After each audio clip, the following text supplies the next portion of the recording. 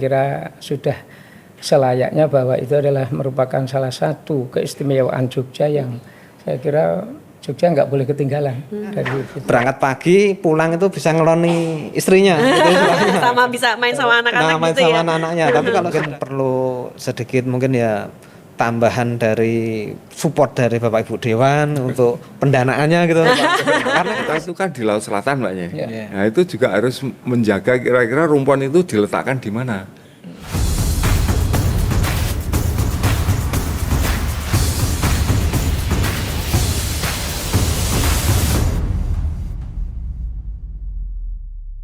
Halo pemirsa, apa kabar? Senang sekali podcast Teras Kepatihan kembali hadir menjumpai Anda selama 1 jam ke depan. Dan seperti biasanya saya Artika Amelia akan menjumpai Anda di kesempatan kali ini.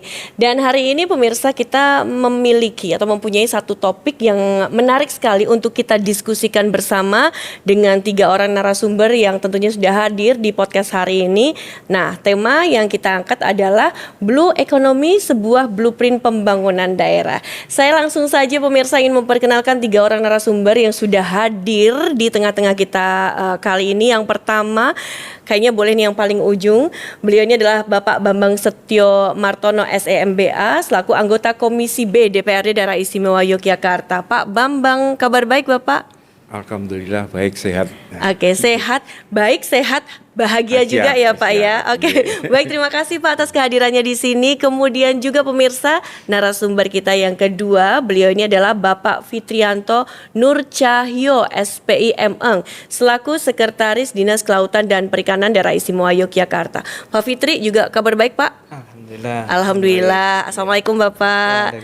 Baik, bahagia juga Pak? Harus bahagia. Harus bahagia. Pokoknya hari ini kita santai ya Pak ngobrolnya ya Pak ya. Kemudian di samping saya beliau ini adalah Wakil Ketua Majelis Lingkungan Pimpinan Pusat Muhammadiyah dan juga beliau ini adalah selaku staf pengajar Fakultas Pertanian UMY. Terima kasih juga atas kedatangannya Dr. Insinyur Gatot Supangkat MP IPM. Pak Gatot juga kabar baik? Alhamdulillah baik dan ceria. Oke, baik-baik dan juga ceria. Oke, nanti kita ngobrol bareng Pak Gatot, Pak Fitri dan juga Pak Bambang di kesempatan kali ini pemirsa. Dan tentunya nanti akan menjadi satu gambaran untuk kita bersama. Sebenarnya Blue Economy ini seperti apa? Kemudian juga nanti kita akan mengaitkan juga dengan pembangunan daerah yang tentunya tidak hanya di daerah istimewa Yogyakarta. Nanti kita juga mungkin akan lingkupnya lebih luas di Indonesia itu seperti apa. Karena memang kerangka pembangunan ekonomi biru ini diarahkan untuk optimalkan modalitas yang dimiliki oleh bangsa Indonesia, negara Indonesia, apalagi kita ini adalah negara kepulauan, memiliki keanekaragaman sumber daya kelautan. Langsung saja saya ngobrol. Yang pertama mungkin ke Pak Fitri boleh ya? Oke, baik, ke Pak Fitri mungkin bisa dijelaskan juga ini mengenai Blue Economy ini seperti apa sebagai satu gambaran juga kepada pemirsa nih Pak. Ya, siap. Jadi Blue Economy itu adalah suatu upaya untuk pemanfaatan sumber daya kelautan secara berkelanjutan dan berkesinambungan. Jadi kita bisa memanfaatkan sumber daya kelautan untuk kepentingan masyarakat, pemberdayaan masyarakat, untuk pemberdayaan masyarakat miskin, tetapi masih mengembangkan terkait dengan ekologinya itu tetap terjaga, lingkungannya terjaga. Jadi Kementerian Kelautan Perikanan itu mempunyai beberapa strategi gitu, Mbak. Okay. Jadi yang pertama terkait dengan perluasan kawasan konservasi untuk melindungi biota laut dan juga padang lamun begitu. Kemudian yang kedua ada penangkapan ikan terukur itu berbasis kuota sehingga ikan yang ada di laut itu tetap lestari begitu. Kemudian yang ketiga ada pengawasan sumber daya kelautan dan perikanan biar tidak ada illegal fishing begitu. Kemudian yang keempat ada terkait dengan pembersihan sampah di laut. Nah, ini perlu kita lakukan biar laut kita tetap bersih. Dan yang terakhir ini adalah mengembangkan perikanan budidaya di laut, di payau dan di darat sehingga penangkapan di laut itu bisa lebih ditekan sehingga sumber daya laut bisa lestari begitu. Oke, tapi kalau selama ini Pak pemanfaatan sumber daya laut yang ada di Indonesia kalau kita melihat secara global itu seperti apa? Oke, kalau pemanfaat sumber daya laut di Indonesia utamanya di perikanan tangkap memang sudah banyak tereksploitasi. Jadi kita itu merupakan pengekspor terbesar juga penghasil perikanan di dunia karena luas lautnya juga 2/3 dari daratannya. Kemudian panjang pantainya juga sangat besar. Nah ini oleh KKP memang digenjot terus untuk menjadi salah satu penyumbang PDRB bagi nasional gitu. Oke, baik. Nah ini saya sekarang ke Pak Gatot ya Pak. Pak, kalau kita lihat nih daerah istimewa Yogyakarta juga harus Pak, apakah mengimplementasikan untuk kebijakan ekonomi atau menerapkan ekonomi biru ini? Ya. Kalau menurut pandangan Bapak seperti apa? Ya saya kira tadi sudah disampaikan oleh Mas Fitri bahwa kita ini kan negara bahari ya, maritim. Jadi kita ada 17.000 lebih pulau lah di Indonesia ini. Dan garis pantainya juga kita panjang 108.000 kilo. Ini kan suatu sumber daya kekayaan alam yang luar biasa. Dan negara kita ini boleh dikatakan mega diversity country. Jadi negara dengan keanekaragaman hayati yang luar biasa. Kita nomor 2 setelah Brasil ketika kemudian daratan. Hanya daratan nih keanekaragaman hayati. Tapi ketika kemudian perairan dimasukkan, maka kita nomor 1 di dunia. Nomor 1 di dunia? Nomor 1 di dunia. Wow. Wah, kurang apa lagi Indonesia. Yeah. Saya kira Jogja ini kan juga berbatasan. Kita ini kan tetangga kita kan Australia. Cuman memang harus berenang dulu sampai ke sana.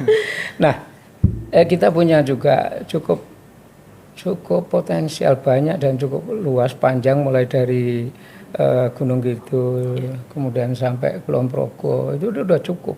Sumber dayanya luar biasa.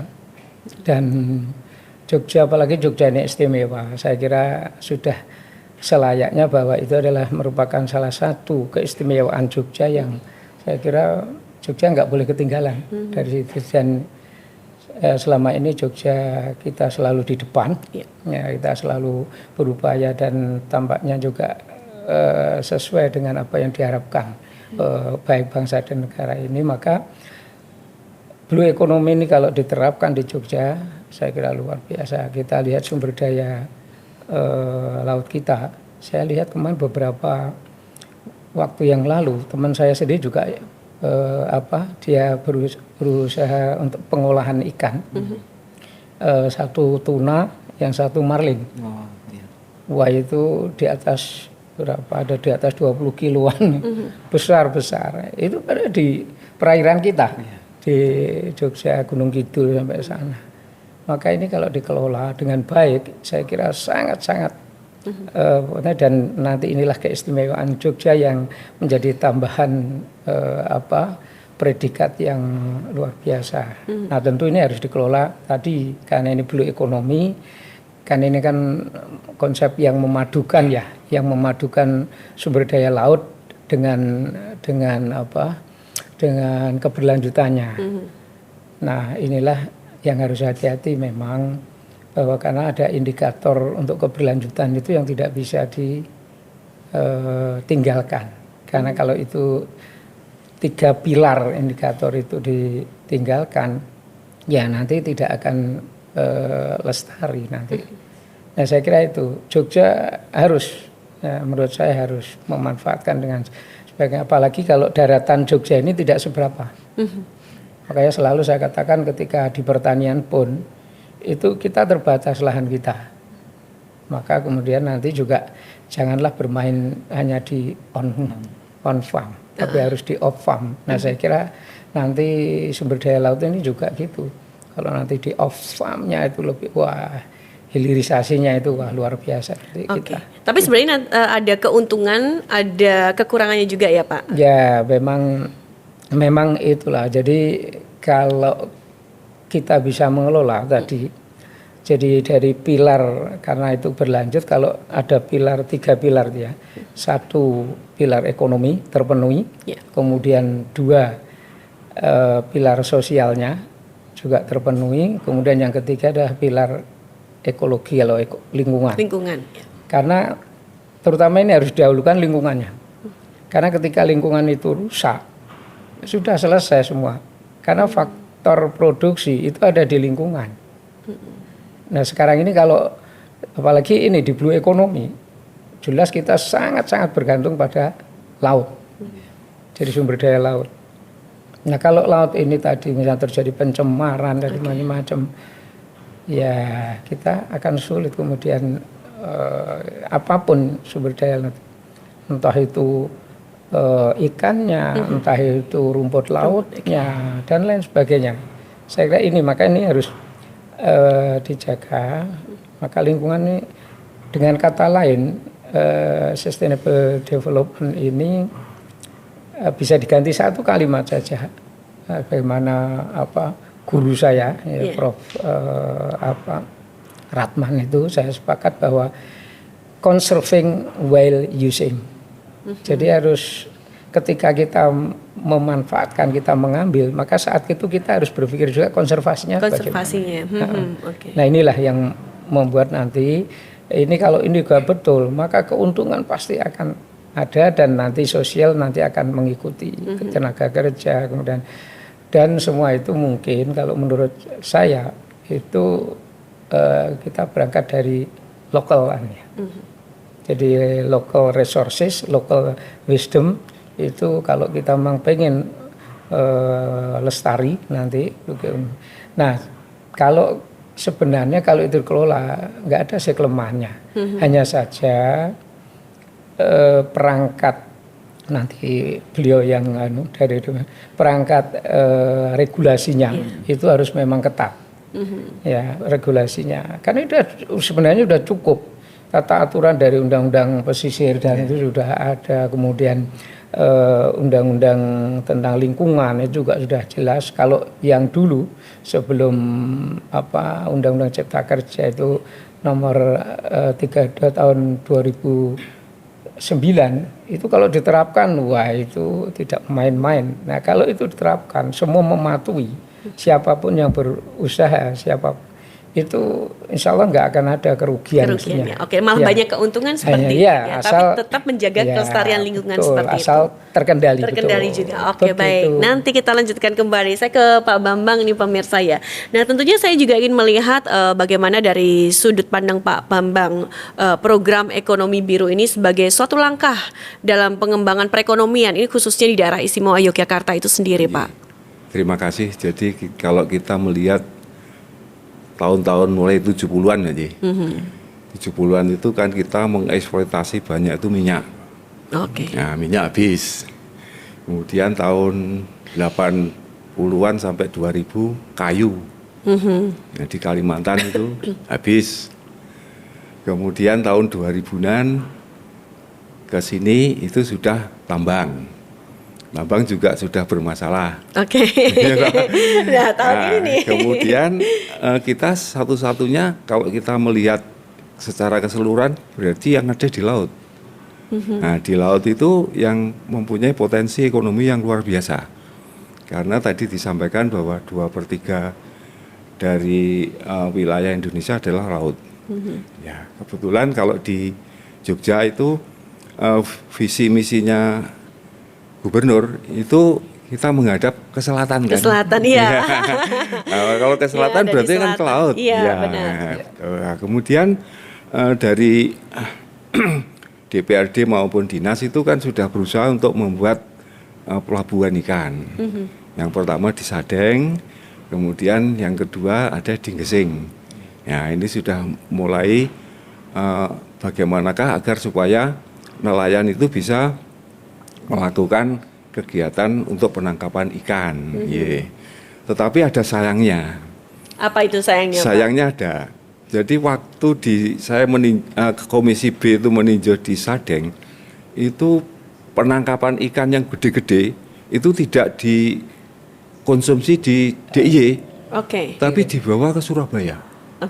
Jadi tidak langsung di sini, tapi kemana dulu harus muter dulu ya Pak, nanti baru balik lagi ke Jogja. Itu sayangnya gitu. Jadi kita sebagai konsumen itu kurang menikmati hasil tangkapan ikan, itu satu. Kemudian yang kedua saya melihat bahwa di pelabuhan itu kurang adanya storage. Jadi ikan itu mestinya begitu ditangkap, kemudian masukkan ke gudang es kan. Ya. Nah, itu kemudian bisa distribusikan kan begitu. Ye. Di samping itu kalau kita melihat potensi yang ada dari Kulon Progo sampai Gunung Kidul itu ikan itu luar biasa. Bahkan setiap tahun DPRD dengan Dinas Kelautan itu ada kayak lomba. Lomba apa itu Lomba Pak bisa? nelayan. Oh, lomba nelayan. Nelayan Oke. yang menangkap ikan itu. Nah, nanti dari grup-grup itu kita memberikan hadiah seperti mesin, mesti kapal dan sebagainya untuk bagaimanakah agar supaya nelayan itu bisa menangkap ikan lebih banyak. Tuh. Kemudian DIY itu kan dulu kan daerah tani pertanian ya. Jadi beberapa tahun mulai tahun 80 sampai tahun 2000 ini itu banyak sekali mendidik nelayan. Dan nelayannya itu kan mulai dari Cilacap dan mulai dari Pacitan. Oke, mohon maaf nih Pak, mendidik itu dalam arti apa nih Pak? Memberikan misalnya pembelajaran atau Iya, apa dan lain sebagainya. Jadi seperti itu? nelayan-nelayan yang kita datangkan Ha-ha. itu mendidik nelayan kita. Karena nelayan kita itu kan dulu petani. Ya, akhirnya nelayan kita itu dididik sekian tahun sehingga nelayan kita sudah mulai siap untuk bisa menangkap. Dan motivasi dari dinas maupun dari para pelatih itu, seandainya nelayan itu bisa melaut, itu begitu pulang itu sudah bisa membawa motor seperti NMAX. Wow. Itu. Lumayan ya Jadi Pak lumayan cuannya ya. betul ya. Jadi motivasinya seperti itu. Sehingga nelayan kita juga tergerak untuk bisa melakukan penangkapan ikan secara besar-besaran. Itu. Cuman ya kita memang harus melihat dari BMG-nya. Kadang-kadang kan lautnya pasang ya, Pak. Iya. Jadi karena kita lautnya laut lepas kan, Pak. Nah, jadi itu harus ada komunikasi antara nelayan dengan BMG untuk bisa melakukan penangkapan ikan secara maksimal. Itu. Nah, kemudian dari Dewan sendiri itu ya tetap mendorong, Pak. Mendorong agar supaya kelautan dan perikanan yang ada di DIY itu bisa bagaimanakah agar supaya potensi dari ikan yang ada di Laut Selatan itu bisa maksimal untuk paling tidak yang menambah PAD gitu. Ya. Tapi emang bener Pak, terkadang tuh ada tidak sih misalnya kayak semacam transaksi di tengah laut seperti itu ya, makanya kayak tadi ikan yang didapatkan tuh muter-muter nggak langsung ke nelayan di DIY untuk Ya, konsumen di tapi DIY. kalau DIY langsung ke sini. Oke. Cuman kalau yang seperti laporan seperti yang di Natuna, itu kan transaksinya di tengah laut kan. Iya. Ya, tapi kemudian zamannya Menteri Kelautannya Bu Susi itu sampai kapal-kapal ditenggelamkan Iya. kan itu. Nah, itu karena ada transaksi di tengah Di laut tengah itu. laut seperti itu ya. Oke, dan itu nanti juga akan pasti merugikan dong Ya, Pak. jelas, Bu. Jelas ya. Jelas. Karena kan sebetulnya ikan itu kan bisa dimasukkan ke pelabuhan ikan kita kan, tidak di tengah laut kemudian ditransaksikan. Berarti kan yang untung adalah negara-negara lain kan ya. gitu. Oke, baik. Ya, Nah, gitu. saya ke Pak Fitri dulu ya Pak ya. Nah, Pak Fitri mungkin juga bisa memberikan gambaran sejauh ini program ini sudah berjalan itu seperti apa nih Pak? Oke, jadi kalau yang di Dinas Kelautan Perikanan seperti yang diungkapkan Pak Bambang, memang kita sudah banyak pro kepada nelayan ya Pak. Nggih. Jadi kita ada hibah kapal sekoci, kemudian ada hibah peralatan tangkap, juga melakukan pelatihan-pelatihan gitu Bu. Jadi untuk bisa menaik kelaskan dari nelayan yang dari PMT jukung yang kecil-kecil itu bisa ke sekoci ataupun yang 30 GT itu kita lakukan magang. Jadi kita datangkan teknisi, kemudian operator yang bisa membantu mereka melaut. Nah, itu mereka praktek langsung. Jadi kalau nelayan sekoci itu kan sehari kayak PNS, berangkat pagi, pulang siang, pulang sore. siang. Oke. Tapi kalau ini pakai sekoci ataupun yang kapal 30 GT itu bisa 5 hari sampai 15 hari. Wah, ini yang masyarakat nelayan kita tuh belum terbiasa. Biasanya berangkat pagi, pulang itu bisa ngeloni istrinya. Gitu, Sama bisa main sama anak-anak main gitu sama ya. anak-anaknya. Tapi kalau sudah Syaratnya jaraknya bisa lebih Nggih, jaraknya jauh. bisa lebih jauh, Pak. Biasanya kalau yang PM itu hanya di bawah 12 mil. Nah, kalau yang pakai skoci ini bisa lebih dari 12 mil. Jadi tangkapannya juga bisa melimpah. Kemudian utamanya tuna, tongkol, cakalang gitu, Pak.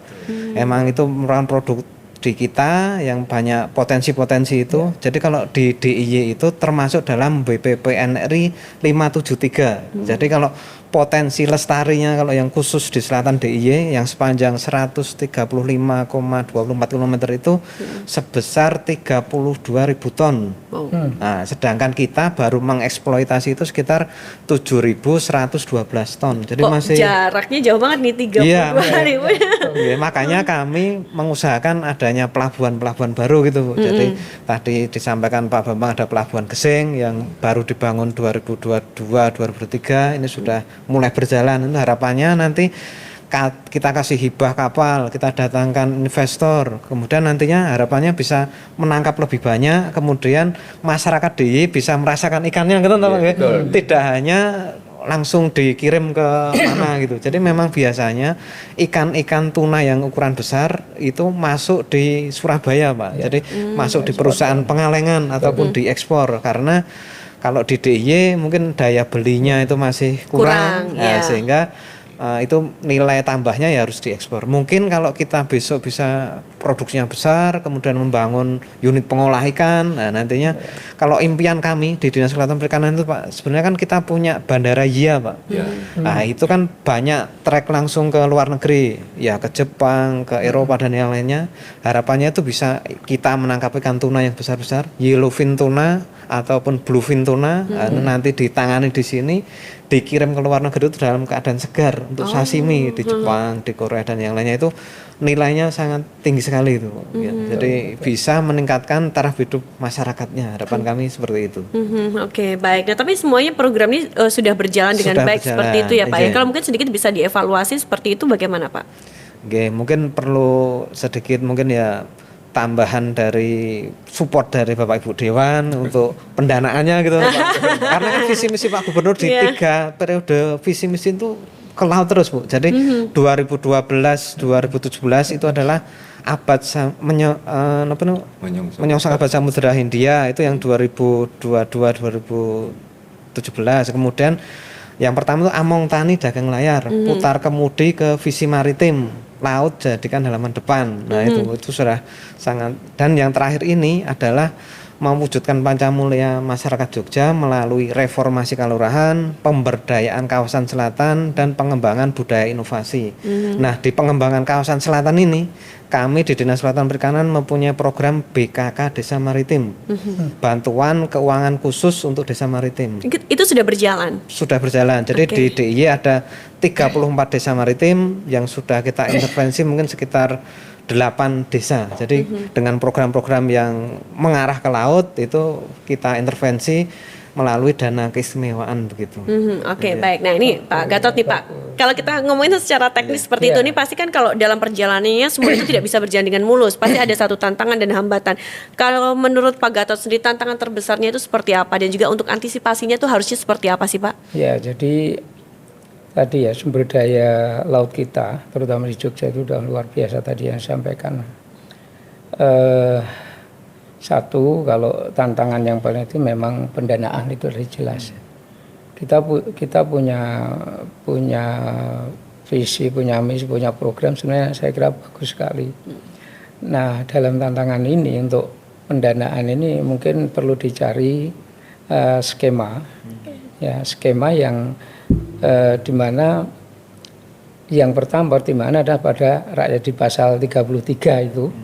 Ya, pasal 33 Undang-Undang Dasar 45 kan bumi, air dan skala yang ada di dalam dikelola oleh negara. Nah, saya kira tetap negara itu sebagai komandannya.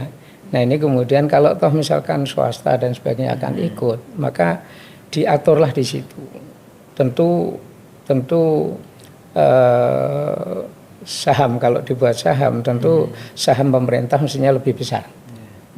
Sehingga kita bisa memiliki veto ketika kemudian terjadi itu yang pertama dari sisi pendanaan, tapi tetap basis pelaksananya kalau menurut saya tetap kita menghidupkan rakyat Jogja, artinya adalah nelayan Jogja lah. Nah, kemudian tadi saya kira Pak Bambang sudah menyampaikan, kita nggak menutup mata. Negara lain itu melihat Indonesia itu Kaya sekali ya. Tadi ya saya katakan, kita ini kan negara kemanusiaan itu nomor 1. Iya. Bahkan kan pernah dikatakan Indonesia ini Atlantis yang hilang Pak ya. Gitu. Tapi hanya ada terputus sedikit, tapi mirip lah. Nah sehingga siapa yang enggak? Kan mereka enggak banyak. Di negara-negara lain sumber daya lautnya, ikannya itu enggak terlalu. Bahkan kalau di Papua saya ikan itu kayak enggak pernah sekolah. Gimana dia tipu sedikit itu dia malah ke sini. Beda kalau di sini kan curam ya. Jadi kayak susah. Nah inilah yang kemudian menggiurkan. Nah oleh karena itu memang regulasi kemudian ketegasan kita, keberanian kita untuk mengelola, menjaga teritorial, laut, wilayah kita dengan maka ya bolak-balik kita ini kan nanti penjaga lautnya itu jangan sampai hanya pakai perahu gitu yang mereka ingin, mereka iri dengan kekayaan Indonesia itu pakainya kapal-kapal yang besar. Nah saya kira ini penting. Nah ini mudah-mudahan jadi selain regulasi, kemudian kedaulatan wilayah ini harus dijaga betul sehingga makanya penjaga laut ini entah Marinir Angkatan Laut itu memang perlu dianulah. Ini duduk bareng bagaimana kita, kalau programnya kita sudah insya Allah sudah bagus lah KKP, kemudian yang sampai di wilayah di daerah itu bagus, tinggal kemudian tadi ya sudah, nah kemudian regulasi, kemudian juga penjagaan wilayah kita, kedaulatan kita ini penting banget karena apapun kita bekerja itu untuk kemudian kemakmuran rakyat. Saya kira gitu. Pas banget nih pendanaan dan juga regulasi ada Pak Bambang nih Pak. Bagaimana nih terkait pendanaan kemudian juga regulasi yang tentunya nantinya akan bisa menyukseskan program ini jika berjalan dengan baik ini Pak. Jadi setiap tahun itu kan eksekutif dan legislatif itu kan membuat APBD untuk pendanaan. Jadi setiap tahun biasanya pada bulan September Oktober itu sudah kita ketok Mbak, karena November itu sudah harus disampaikan ke pusat. Jadi kalau masing-masing dinas itu mengusulkan kemudian programnya jelas, kemudian DPRD kan membuat evaluasi kira-kira pengajuan itu pas apa tidak kan begitu. Nah biasanya setiap tahun itu mesti ada anggaran tambah terus Mbak. Jadi kita juga mensupport terutama yang di Dinas Kelautan dan Perikanan itu tetap harus ada usulan untuk tambahan Pak Fitri. Nah, kalau ada tambahan kemudian logikanya jalan kan kita tinggal ngetok aja Pak. Tambah Mas. Harus ditambah karena bagaimanapun kan yang namanya blue economy itu kan jelas ya. Bagian untuk mengangkat perekonomian kita, kemudian bagaimanakah agar supaya kalau ekonomi naik otomatis kan PAD naik. Nah, kalau PAD naik otomatis juga menambah APBD kan. Nah, kayak gitu. Jadi itu merupakan siklus gitu. Nah, jadi yang saya harapkan nanti ya dinas itu harus membuat DED lah bagaimana untuk pengembangan yang ada di Laut Selatan itu. Karena memang potensinya kan sudah jelas luar biasa ya Pak. Tadi disampaikan Pak Fitri kan ikan tuna yang gede-gede juga bisa kita tangkap. Malahan tahun kemarin Pak Fitri dengan Pak Bayu ada di laut untuk ada acara rame-rame. Ya, itu kan kita juga memberikan alat untuk kapal. Tetap support ya, dari kita Dewan support, ya. Baik asal jelas. Karena kan begini, APBD di DIY itu kan ada dua ya sumbernya. Jadi APBD murni dan dana keistimewaan. Dana keistimewaan itu setiap tahun alhamdulillah naik Pak. Ya. Jadi mulai tahun waktu diketok undang-undang keistimewaan itu kan sekitar hanya 300-an miliar. Ya. Yang tahun 2023 kemarin itu sudah 1,37 triliun. Triliun. Oh. Ya. Nah, ini luar biasa ya. Kemudian 2024 kita harapkan 1,4 triliun. Ya. Berarti kan pendanaan dari dana keistimewaan kan bisa terserap. Ya. Ye. Karena di undang-undang keistimewaan itu kan ada 5 ya. Yang satu penetapan gubernur, wakil gubernur, kemudian kelembagaan, kemudian pertanahan, tata ruang, dan kebudayaan. Nah, kebudayaan ini tidak hanya untuk umpamanya tontonan wayang dan sebagainya, tidak. Tapi itu untuk bagaimana ekonomi yang ada di DIY itu bisa berkembang dengan kebudayaan itu. Jadi ekonomi yang berbudaya kan begitu. Oke. Nah, dengan demikian nanti dana keistimewaan bisa terserap untuk pengembangan ekonomi kan gitu.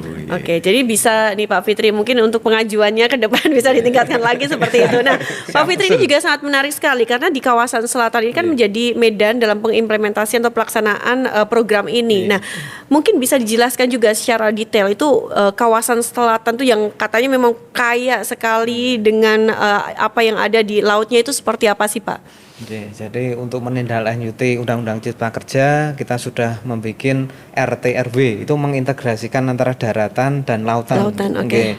Nah kemudian turunannya adalah RPZ Rencana Pengelolaan Zonasi.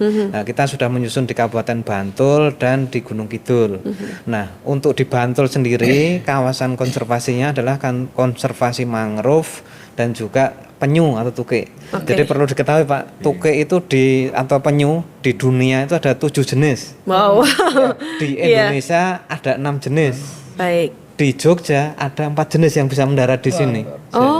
Masa jadi di Pantai Pelangi, Pantai Gua Cemara, Samas, kemudian Trise itu setiap tahun biasanya di bulan April, Mei, Juni, Juli itu banyak bertelur Pak. Mereka bertelur di tempat kita. Kemudian ada kelompok konservasi yang mengurusi itu. Jadi mereka menetaskan kemudian merilisnya. Dan merilis itu sebagai wisata edukasi minat khusus gitu. Jadi mereka mahasiswa ataupun pemerhati lingkungan biasanya ngasih sumbangan ataupun sekedar donasi untuk pemeliharaannya itu. Walaupun telurnya tidak dijual ya Pak. Oh, tidak boleh.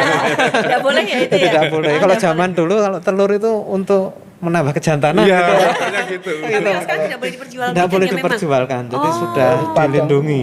Oh, dilindungi ya. Iya. Jadi konservasi terkait tuke itu sudah sangat maju di tempat kami. Kemudian yang kedua ada terkait konservasi mangrove. Jadi mangrove itu yang di Bantul itu di Pengklek dan Baros itu Pak. Nah, itu sudah sangat maju. Kita ada BKK Desa Maritim di situ tuh Desa Tirtohargo. Kano di sekitar mangrove Bu. Jadi sangat viral itu kemarin di Desa Tirtohargo. Itu bisa untuk wisata juga. Wisata juga. Jadi mereka itu sampai inden-inden untuk bisa main kano di sana. Wow. Jadi karena murah 25.000, 50.000 sudah naik kano. Nanti setelah itu dapat cemilan ikan ataupun snack gitu. Jadi integrasinya kami di situ. Jadi ada sisi wisatanya, ada sisi perikanannya begitu. Nah, kalau yang di Gunung Kidul kita konservasinya adalah konservasi terkait dengan terumbu karang dan padang lamun. Nah, seperti yang visi misi strategi dari KKP tadi memperluas kawasan konservasi itu sudah kita lakukan di Gunung Kidul. Ada di Wedhiombo, Pantai Sepanjang itu harapannya, kemudian Ngelambor. Nah, itu yang agak merusak itu adalah kadang wisatawan itu. Apa yang mereka lakukan ini, Pak? Kadang mereka kan tidak tahu. Wah, ini pas surut pada menginjak-injak rumput atau menginjak terumbu karang yang itu kan sedikit merusak sebetulnya. Kemudian kalau yang di Ngelambor itu kan ada snorkeling. Itu kadang ya ada sedikit merusak. Tapi dengan adanya BKK itu kita juga melakukan pendekatan kepada kelompok-kelompok wisata itu. Biar karena sudah ada RPZ-nya, sudah ada perdanya, maka mohon untuk bisa saling menjaga begitu. Wisatanya itu bisa jalan karena kalau konservasinya tetap terjaga toh, nggih Pak nggih. Kalau konservasinya sudah tidak jalan, sudah rusak semua alamnya, pasti tidak ada wisatanya. Jadi itu yang selalu kita tekankan. Jadi semua hal itu yang mengarah ke laut seperti yang Bapak Pak Bambang tadi sampaikan ada Gita Laut. Jadi gerakan cinta laut kalau di KKP sana bulan cinta laut BCL. Apa itu?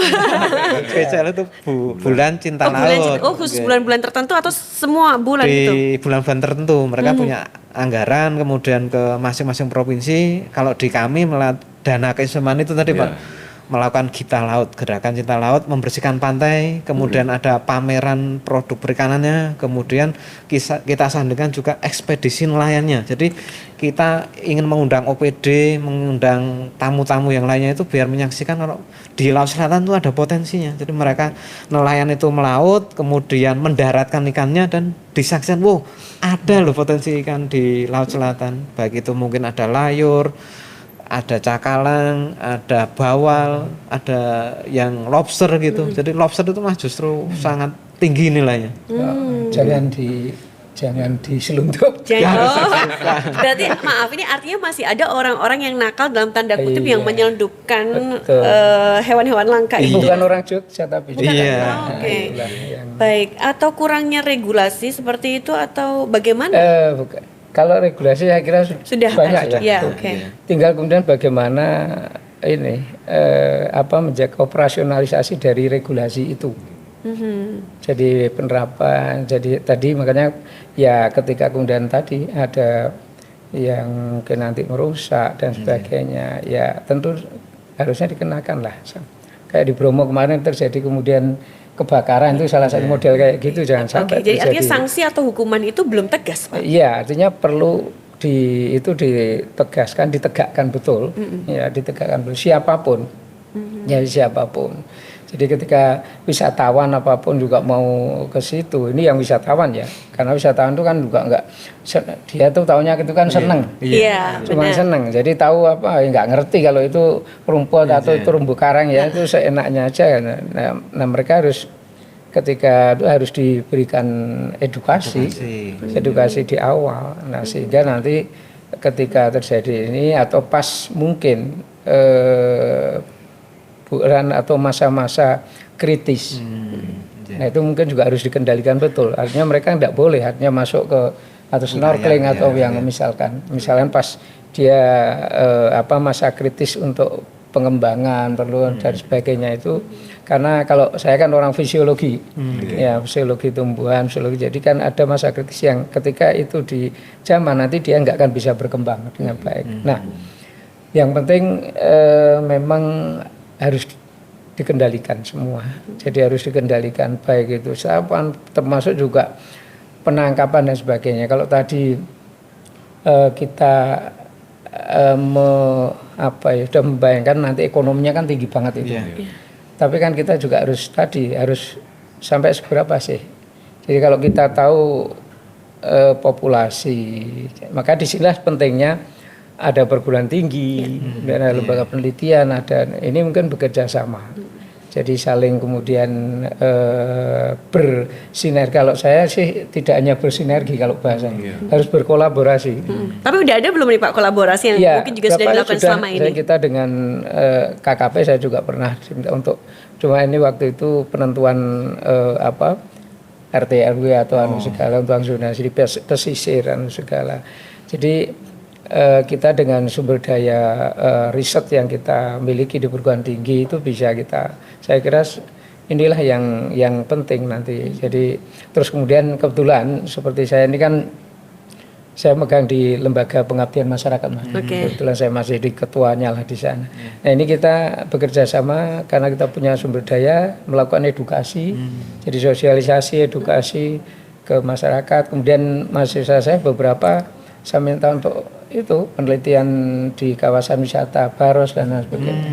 Karena saya membayangkan mangrove itu kan macam-macam. Iya, jenisnya. Nah, ketika itu ditata dengan baik, wah itu menjadi atraksi yang luar biasa komponen. Nah, inilah termasuk nanti yang perikanan ya pasti akan studi untuk itu. Oke, Pak, ini menarik sekali kalau misalnya memang ada penelitian di sana. Apakah memang sudah ada juga hasil penelitian itu seperti apa dan harusnya itu baiknya harusnya baiknya gimana seperti itu? Nggak apa-apa ke Pak Fitri lagi nih Pak. Siap. Jadi kita memang selalu berkolaborasi dengan perguruan tinggi, baik itu di UGM, di UMJ dengan Pak Zaki, Pak.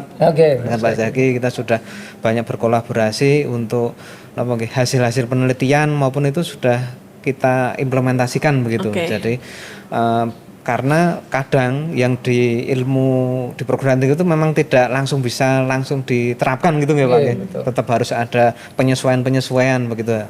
Nah, ini fungsi kami di pemerintah yang menjembatani antara akademisi dengan yang di masyarakat. Itu biasanya kita ada sosialisasi, pelatihan dan yang ya. lain-lain itu yang langsung bisa dipraktekkan masyarakat begitu. Biar yang penting kan tidak menghangit gitu. apa marketing ini, karena biar Marketingnya. tadi seperti Pak Bambang tidak lari ke sana Iya. kemari juga. Karena saya kalau di pertanian tahu beras hitam, beras merah, Iya. itu sebenarnya kan DDI. Iya, betul. Tapi kemudian masuk ke sini kemasannya udah beda. Mereknya juga udah merek-merek lain ya Pak? Saya udah penelitian itu. Maka seringkali kita ini kan kalau di mana itu kan pada produksi. Iya. Tapi kemudian, nah ini marketingnya karena nilai yang tinggi itu nilai tambah itu di off farmnya. Jadi setelah maka inilah. Jadi kalau contoh aja misalnya ini anu aja kayak lele. Lele itu kalau beli misalkan 1 kilo 8 misalkan 32. Tapi setelah kemudian satu lele dimasak ditambahi nasi itu sudah harganya udah 13.000. Artinya saya bayangkan juga di ini sepanjang karena ada JJLS ya sekarang. Iya. Jelas. Jadi nanti outlet atau yang anu itu wah itu nanti dengan kreativitas saya kira di situ apalagi sudah ada bulan cinta, laut, ya. BCL Mungkin juga, nah juga itu perlu tadi disampaikan Betul. Pak Gatot kolaborasi juga antar OPD Pak Menteri. Ya. Jadi itu kan bisa untuk dari dinas pariwisata, gitu, dari dinas koperasi UMKM, kemudian dari dinas kelautan dan perikanan, kemudian dinas pertanian dan ketahanan pangan itu bisa menyatu gitu, sehingga nanti produk-produk yang ada yang kita sampaikan itu bisa diserap oleh UMKM itu. Tadi disampaikan di jalur selatan itu kan sudah sekarang sudah mulus jalannya itu sudah mulus. Betul. Itu potensi sekali ya Pak ya? Potensi sekali. Ya. Sehingga nanti ada yang kemudian ke HH, ada yang ke Umbaron dan sebagainya itu kalau di pinggir-pinggir jalan lintas selatan itu ada seperti kedai, seperti warung dan sebagainya kan bisa untuk menghidupi UMKM yang ada di kita. Tapi bisa Pak, misalnya kayak semacam rest area atau apa kemudian bisa juga ya? Bisa. Waktu Bu Badingah itu, saya juga sampaikan ide-ide tentang bagaimana membangun outlet yang cukup. Jadi tapi jangan tanggung-tanggung. Ya, betul. Ya itu. Nggak boleh setengah-setengah ya. Dan juga betul orang Jogja ini kan kreatif. Ya. Kreatif dan coba saya kira bisa didesain dipadukan dengan budaya dan ya jadi itu yang jadi pernah juga kita di Gunung Kidul kemarin dengan singkong itu. Nah saya kira ini luar biasa kalau bisa ya nanti udahlah ini sudah terbuka sebenarnya tinggal kemudian bagaimana kita sungguh-sungguh ya saya kira Indonesia khususnya Jogja akan betul-betul istimewa betul lah. Oke, baik. Nah, baik ke Pak Bambang dulu ya Pak ya. Nah Pak Bambang tentunya kan pasti dari segi pendanaan sudah disupport. Kemudian bentuk support lain yang mungkin juga bisa diberikan oleh anggota Dewan atau mungkin juga Dewan selama ini juga pernah langsung terjun ke lapangan apa yang sebenarnya khususnya para nelayan ini butuhkan ataupun juga masyarakat ini butuhkan. Kemudian bagaimana untuk pengembangan potensi-potensi yang ada di kawasan wilayah selatan seperti itu Pak. Jadi kan kita sering melakukan sosialisasi. Oke. Sosialisasi itu bisa dari dinas pariwisata, dinas koperasi UMKM, dinas perekonomian itu kan kita melakukan sosialisasi dan bertemu dengan masyarakat. Sehingga masyarakat itu punya usulan-usulan kan. Baik. Nah, banyak nih Pak Mas. Banyak ya. Gitu usulan-usulan kita tampung. Nah, kemudian nanti kita itu kalau di Komisi B itu kan mitranya kan diantaranya kan Dinas Kelautan, Dinas Pariwisata, Biro Perekonomian, Dinas Lingkungan Hidup, kemudian Dinas Pertanian Ketahanan Pangan. Itu kan di dalam pertemuan-pertemuan itu kan kita selalu melakukan pengamatan yang ada masukan dari masyarakat.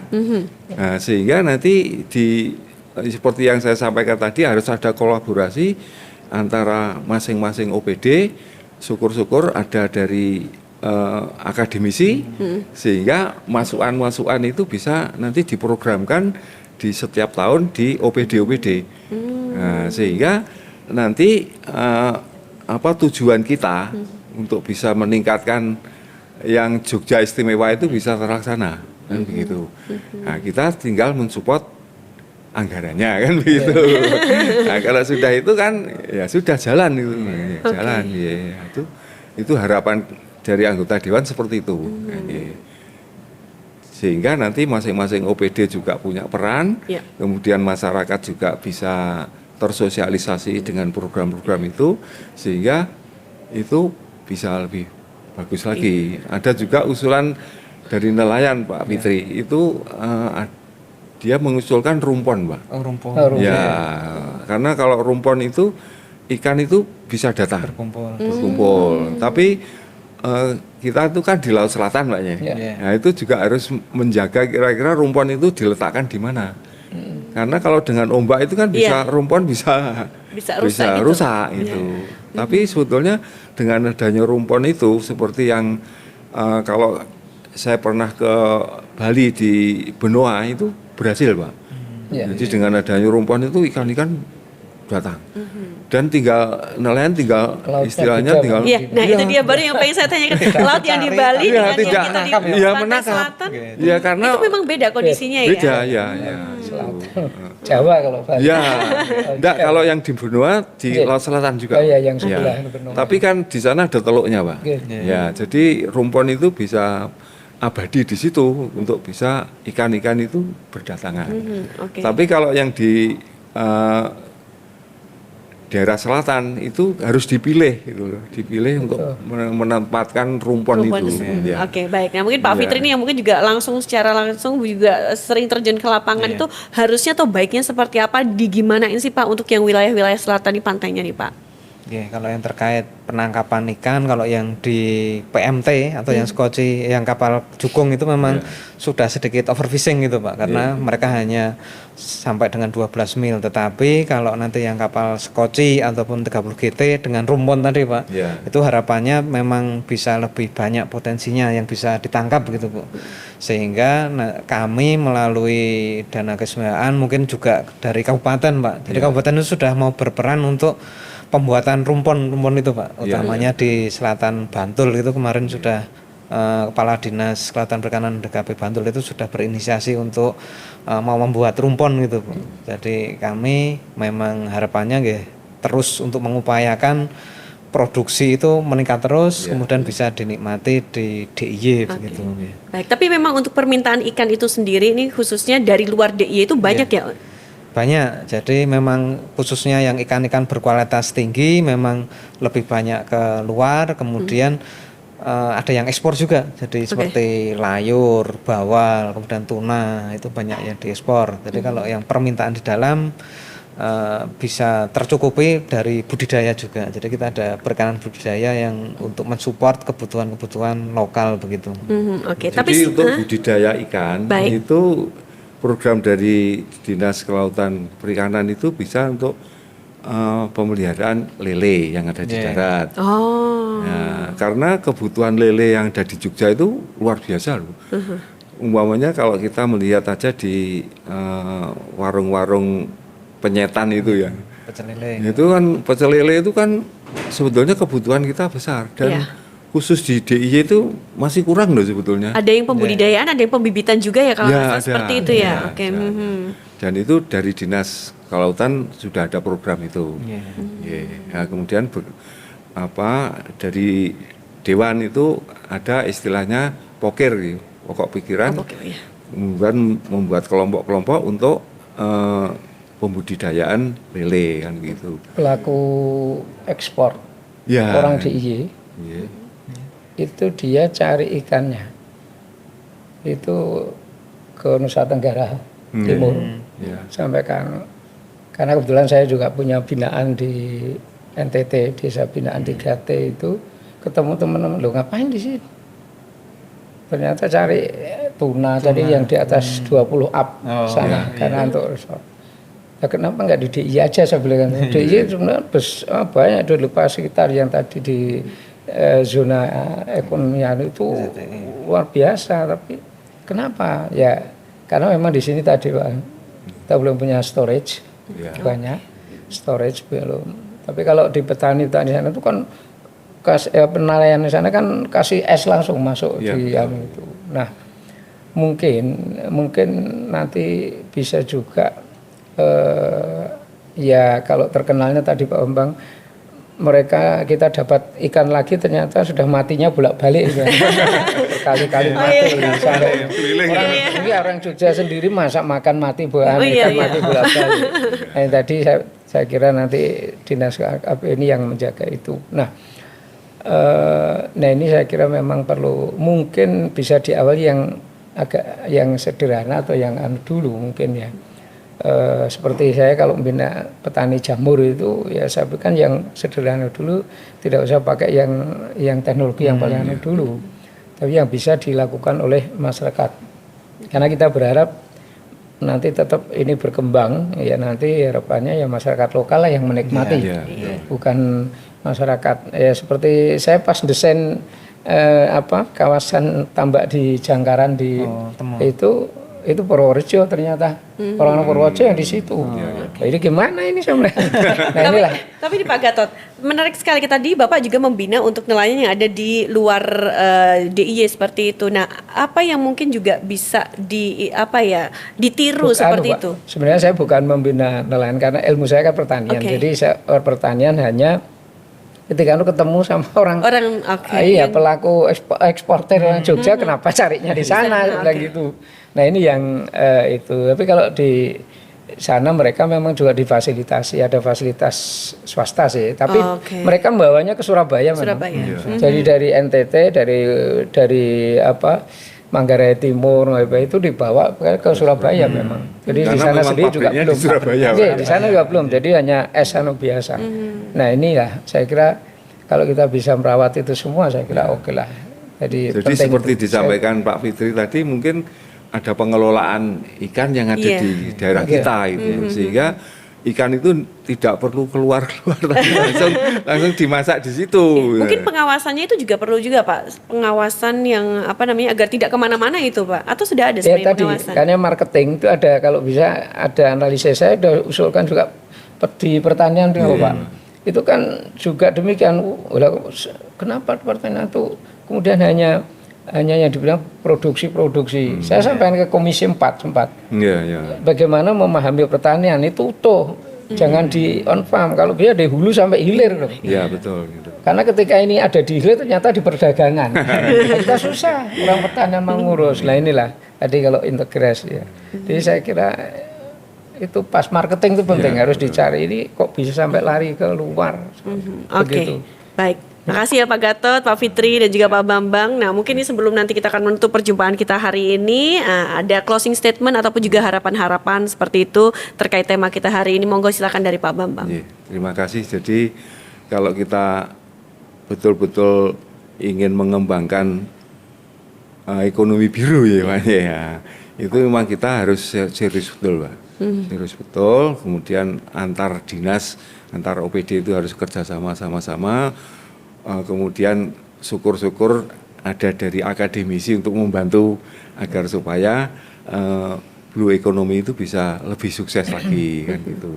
Sehingga dengan adanya kolaborasi itu mudah-mudahan ekonomi biru di DIY itu bisa lebih berkembang lagi.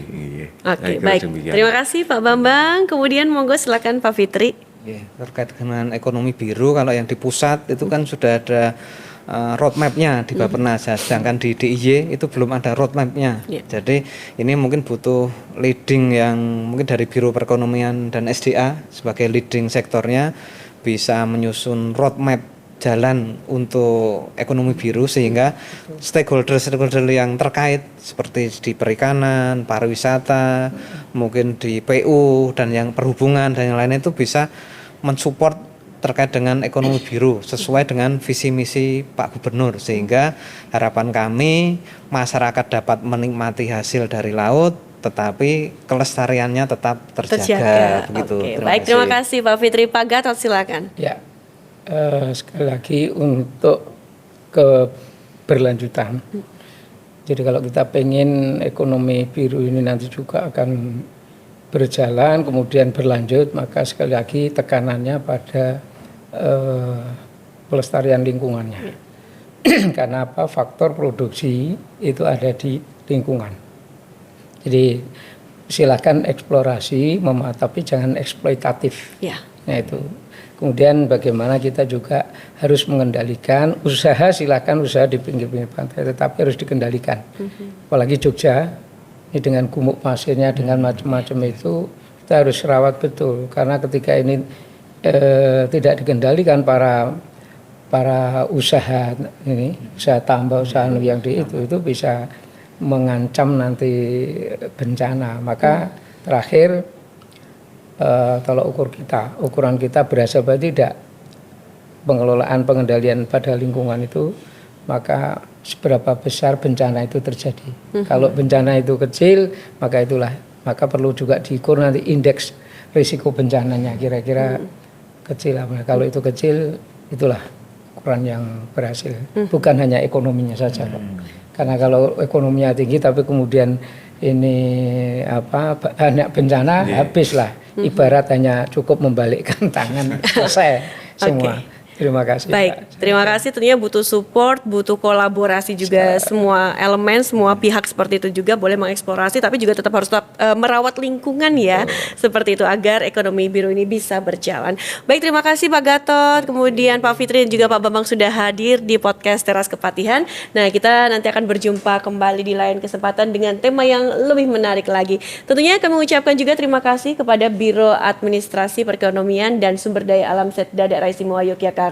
Dan juga terima kasih yang sudah mendukung acara hari ini juga dari Pusat Desain Industri Nasional Yogyakarta dan juga untuk furniture cantiknya untuk Lovis juga terima kasih yang juga selalu support kita. Akhirnya Seartika Amelia harus pamit undur diri. Sampai jumpa.